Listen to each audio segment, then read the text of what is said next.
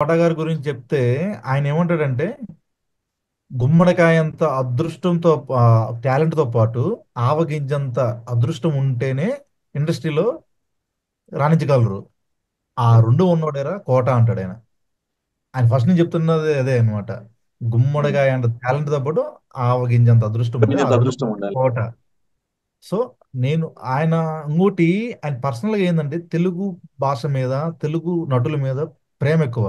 పరాయి భాష ఎక్కువ నటులు వచ్చి మనల్ని ఓవర్టేక్ చేస్తూ ఆక్రమిస్తున్నారో ఆ టైంలో ఆయనకి చాలా డామినేట్ హృదయ చేస్తారు. పొందాడు ఆయన.